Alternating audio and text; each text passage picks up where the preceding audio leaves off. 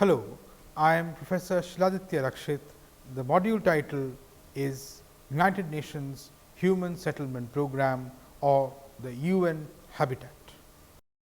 The United Nations Human Settlements Program, or UN Habitat, is a UN specialized agency charged with promoting socially and environmentally sustainable towns and cities. It also aims to provide adequate shelter for all and the coordination of urbanization and human settlement policy within the UN system. The UN Habitat's current agenda is set by its 2014-2019 strategic plans. This plan has set 7 focus areas for the organization's work. They are urban legislation, land and governance, urban planning and design, urban economy, urban basic services, housing and slum upgrading, risk reduction and rehabilitation, and research and capacity development. The first 4 areas have been emphasized as points of greater focus due to past neglect of these important issues. The UN Habitat has further identified gender equality, youth, partnership, climate change, capacity building and human rights as cross-cutting issues throughout all of these strategic goals. Apart from these, there are other important goals for the UN Habitat. They are known as the Millennium Development Goals. Improving the lives of at least 100 million slum dwellers, and target 10 having the proportion of the population without sustainable access to safe drinking water and basic sanitation. So, in order to make sure that they get these resources and the 100 million people get upgraded to better housing. From a practical perspective, the UN Habitat acts as a project coordinator and broker of information on urbanization and global housing, water as well as sanitation. In particular, it designs, implements and manages urban initiatives and human settlement development projects, carries out research and facilitates the exchange of information, knowledge and best practices. And it acts as the focal point for human settlement matters within the UN system. Now, what are the learning outcomes of this module? Once we have discussed the module on introduction. To understand the challenges of organizations and the role of the UN Habitat in grappling with this issue. To understand the nature and institution of the UN Habitat. To assess its role as a mechanism for the protection of human rights. Now, let us look at the history of the UN Habitat. It is to be noted that the challenges of urbanization are of relatively recent concern among the international community. It is only in the past 50 years that countries began to recognize the need for sustainability in human settlements as process of rapid urbanization, particularly in the developing world, led to unprecedented growth, and cities struggled to provide expanded infrastructure that could meet the needs of those new inhabitants.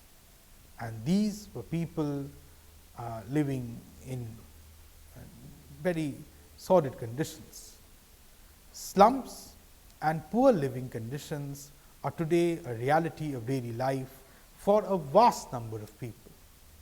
Serious UN action on housing and urbanization issues only began in the 1970s. On January 1st, 1975, the UN General Assembly established the first UN body to deal with the topic of urbanization, the United Nations Habitat and Human Settlements Foundation, which was known as the UNHHSF. The UNHHSF functioned under the umbrella of the United Nations Environment Programme, UNEP. Its mandate was to assist UN member states by providing capital and technical assistance for their national programs, these relating to urbanization and human settlement. The UNHHSF's budget, however, was quite low, and its ability therefore to take action was limited. In view of this, in 1976, the UN organized its first conference on the issue of urbanization. The conference was known as Habitat 1, was held in Vancouver, Canada. Habitat 1 led to the formation of two new bodies, the United Nations Commission on Human Settlements and intergovernmental body and the United Nations Center for Human Settlements, known as the Habitat, to serve as the executive secretariat of the Commission. The Habitat was also charged with managing UNHHSF's funds. Habitat, the precursor today as the UN Habitat, began operations way back in 1978. It is to be kept in mind that the Habitat struggled during its initial decades of operation due to lack of funding and a dearth of political support within the UN system. Indeed, it was not until 1996 that the organization experienced a revitalization that brought renewed attention and resources. In that year, the UN held its Habitat conference in Istanbul, Turkey, the primary objective of setting new goals for the new millennium. The Habitat 2 conference resulted in the production of the Habitat Agenda. Now, what was the Habitat Agenda? This was basically a document adopted by 171 countries, which contained over 100 new commitments on housing, urbanization and cities. This revitalization process continued in 2002 with the adoption by the General Assembly of Resolution, that is A56/206, which strengthened Habitat's mandate and elevated its status within the UN system. It elevated it in a manner that now the Habitat was looked at as a specialized agency. This promotion also came with a name change, and the organization has from then on been known as the UN Habitat. Resolution A/56/206 also streamlined the governance system with regard to urbanization and housing issues, merging UNHHSF, the Commission on Human Settlements and Habitat into the single agency UN Habitat. Since this revitalization and streamlining, UN Habitat has expanded its reach and influence. It is currently in the process of planning a third UN conference on housing and sustainable urban development. So, these are the two prime focuses. Habitat 3, which will take place in Quito, Ecuador in October 2016.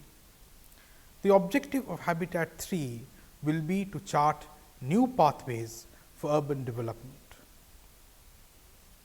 in light of the post 2015 development agenda. Now, what about the institution? Let us look into it. The UN Habitat is headquartered in Nairobi, Kenya.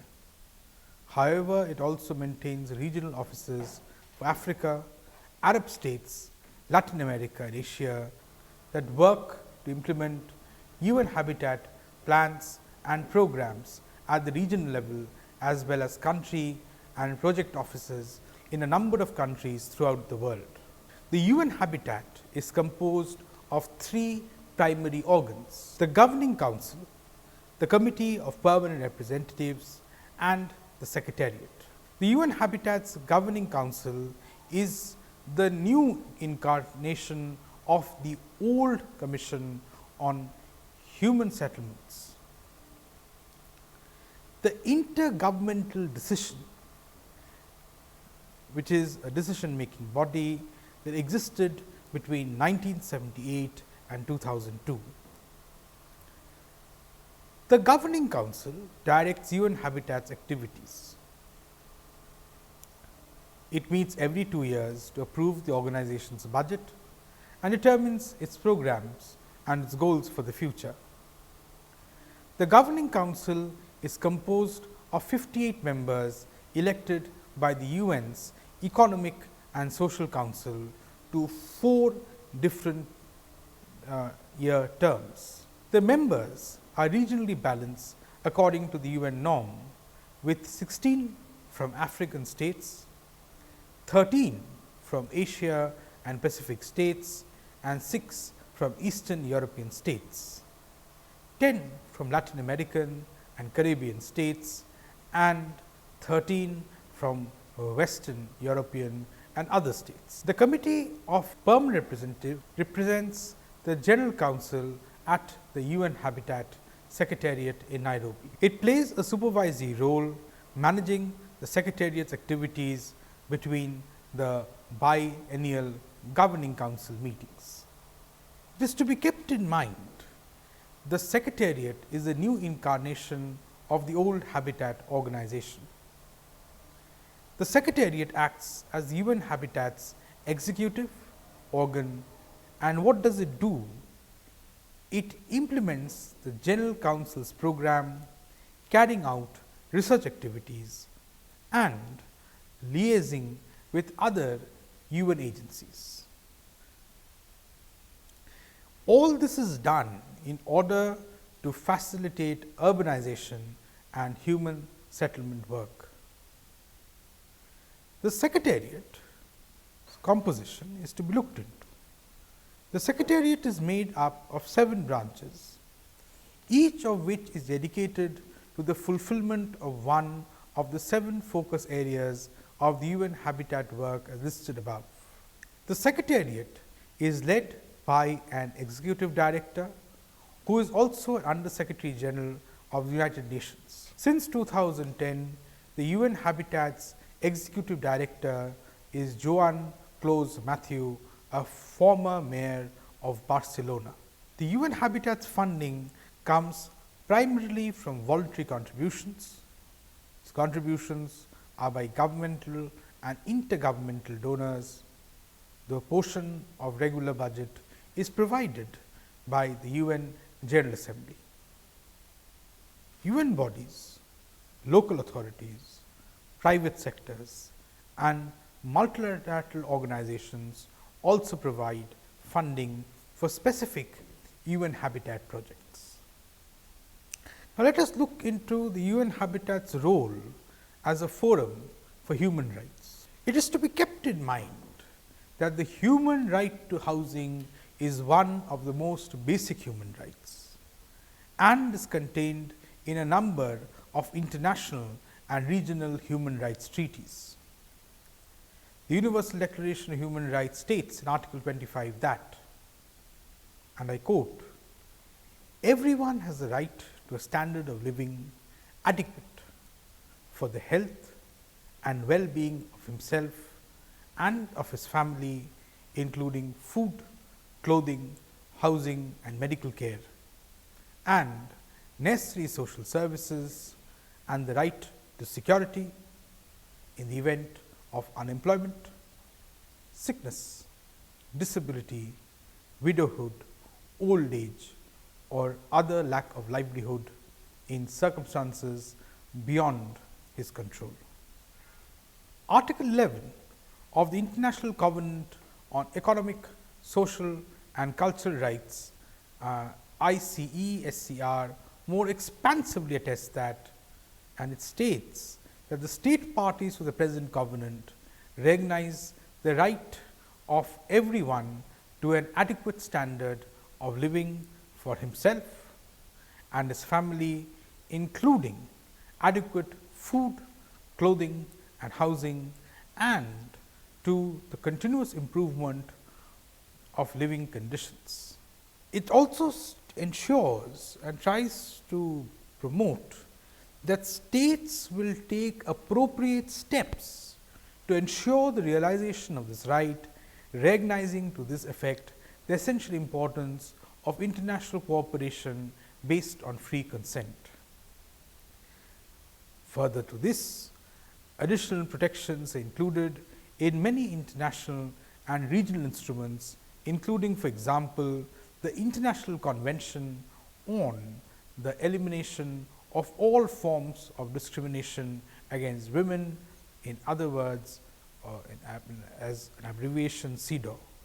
Then there is the Convention on the Rights of Persons with Disabilities, that is CRPD, the International Convention on the Protection of the Rights of all migrant workers and members of their families. This is known as the ICRMW, the European Social Charter and the African Charter on the Rights and Welfare of Child, to name a very few. It is to be noted that not only the right to housing, but also the rights to water and sanitation are fundamentally entangled with urbanization. Not only urbanization, they cover housing and development issues as well. Though the rights to water and sanitation are not explicitly included in the ICE-SCR, the Committee on Economic, Social and Cultural Rights has interpreted Articles 11 and 12 securing this right. And it says that while securing this right to an adequate standard of living and the right to health, as including these rights within its scopes, legal entitlement rather than as an aid or charity. Now, this emphasizes the obligation of states rather than the goodwill of governments or private donors to ensure that individuals and communities can access shelter, water and sanitation sufficient for their needs and for themselves and their families. It justifies a focus on the needs of the most vulnerable, such as those living in extreme poverty, those who suffer social marginalization, persons with disabilities and members of minority groups. Furthermore, the rights to housing, water and sanitation approach envisions adequate housing as inseparable from other human rights. Not only in fact, but in reality, the principles such as non-discrimination, equality and accountability, and thus promotes a more holistic approach to these issues. Because of its status as a UN specialized agency with a focus on attaining adequate shelter for all, UN Habitat is a central agency for human rights, not only in theory, but in practice for human rights work with respect to the rights to housing, water and sanitation. All UN entities must abide by the UN Charter, which establishes human rights as a major institutional goal. It says that we, the peoples of the United Nations, determine to reaffirm faith in the fundamental human rights, in the dignity and worth of the human person, in equal rights of men and women and of nations, large and small. In this context, the UN Habitat works on issues such as improving the conditions of slum dwellers, ensuring adequate shelter and promoting sustainable human settlements, and working for gender equality in human settlements. Its aim is to directly contributing to the fulfillment of every person's right to housing, water and sanitation. It is to be kept in mind that human rights form an integral part of UN Habitat's agenda. Para 61 of the Istanbul Agreement, the program documented that issued from the Habitat II conference in 1996, identified the steps that governments must take to promote, protect and ensure the full and progressive realization of the rights to adequate housing, as well as access to water and sanitation. The Habitat Agenda, which set UN Habitat's goals following that conference, affirms that we, the states participating in the United Nations Conference on Human Settlements, Habitat II, are committed to a political, economic, environmental, ethical and spiritual vision of human settlements based on the principles of equality, solidarity, partnership, human dignity, respect and cooperation. We adopt the goals and principles of adequate shelter for all and sustainable human settlements development in an urbanizing world.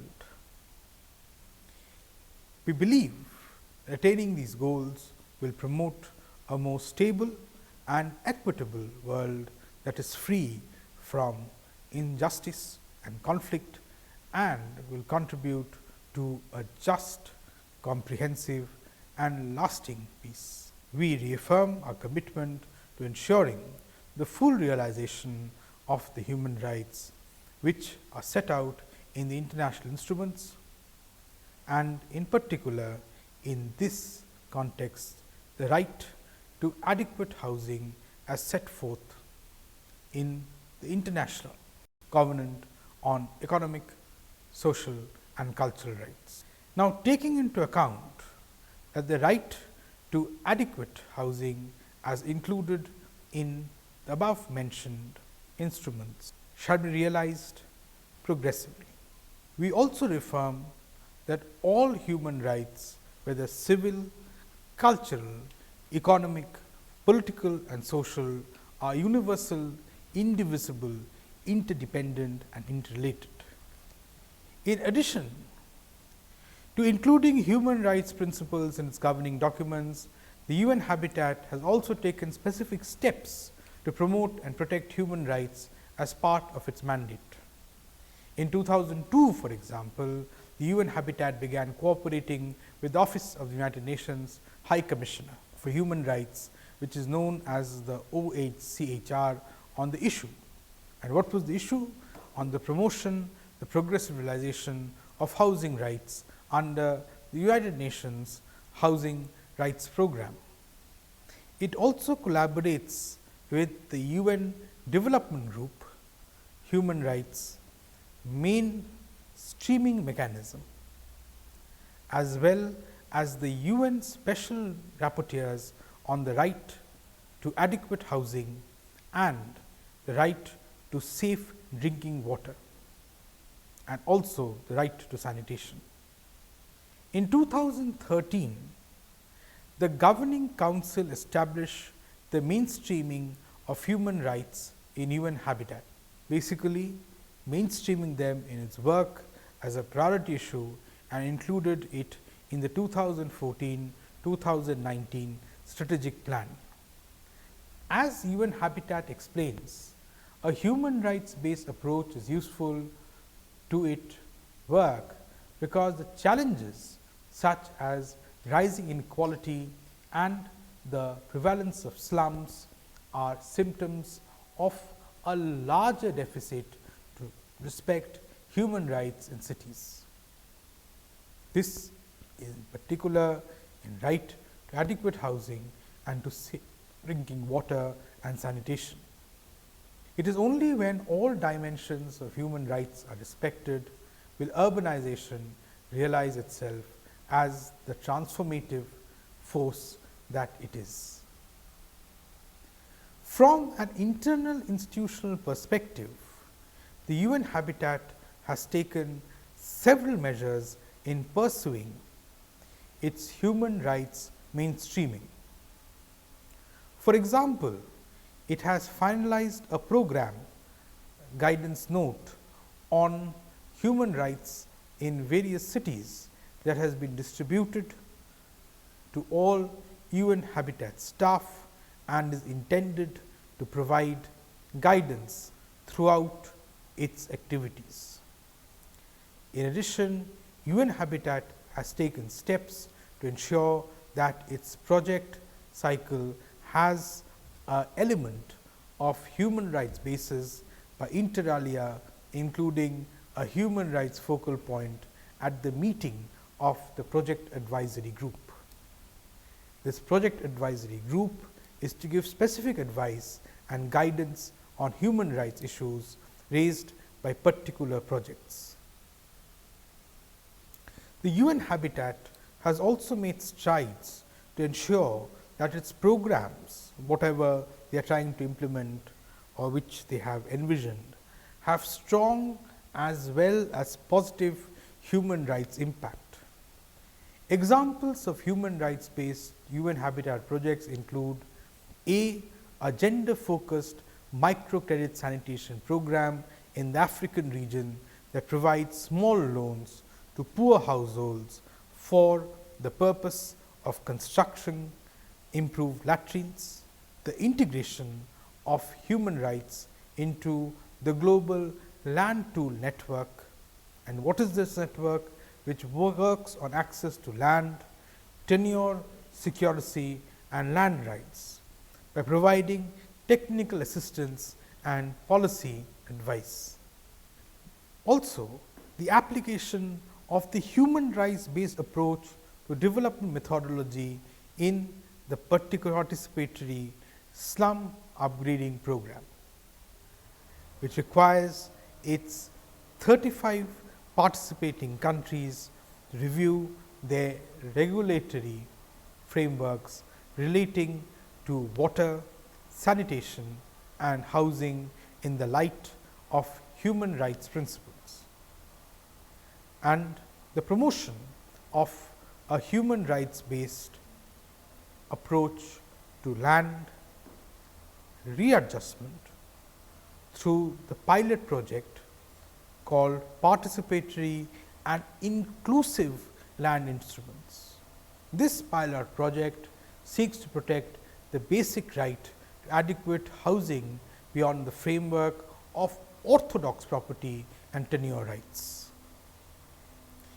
The UN Habitat has been particularly keen to promote gender inclusiveness and gender sensitivity in its activities as well as those of country governments. To that end, it has developed a number of guides and informational materials on the subject. They are the manuals on gender responsive urban legislation, land and governance, gender responsive risk reduction and rehabilitation, and women in post conflict settlement planning inter alia. The UN Habitat responded to this blow by issuing a statement attesting that it welcomes any constructive criticism, but it was seriously concerned about some critical omissions in the report and warned that withdrawing the funding of UN Habitat of about 7% of its agency's core budget will be in grave danger of sending a signal that well planned and managed cities do not matter. The UN Habitat further emphasized that its new executive director, Juan Clos, had embarked on an internal review process that would address some of these very concerns. Although the UN Habitat has tried desperately to give sanitation effort to housing, and despite its role in mainstreaming human rights throughout its activities, some questions and criticism of UN Habitat's approach remain. And this in summarize that in 2011, for example, United Kingdom's Department of International Development DFID dealt a blow to the organization when it decided to cease funding UN Habitat, along with several other UN agencies, after a review in which it claimed to find serious problems with UN Habitat's working. And more importantly, its methods of application of these plans. In particular, although it found the UN Habitat has strong partnerships and has a satisfactory gender policy in place, DFID found that it has a number of organizational loopholes and weaknesses. These weaknesses was poor cost consciousness, absence of transparency and results reporting. However, it is to be noted that there is little evidence suggests that the UN Habitat has been critical in delivering against UK development priorities. This is because due to the small scale and limited scale scope of its operations. As the report put it, there is no evidence that the UN Habitat is controlling administrative costs or focusing on where it can add the greatest value. The UN Habitat's strategic plan is weak. It has remained resistant to embedding results,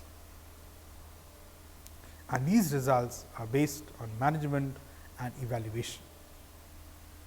The UN Habitat does not operate under a presumption of disclosure. It provides some information on projects to the governing body, but does not publish full details on project performance. It is to be noted that while some reform efforts are underway, the organization's track record in improvements is not strong, and thus one gets an understanding of the success and the failure of the UN Habitat as a role of providing sanitation, water and housing to the urban poor. Thank you.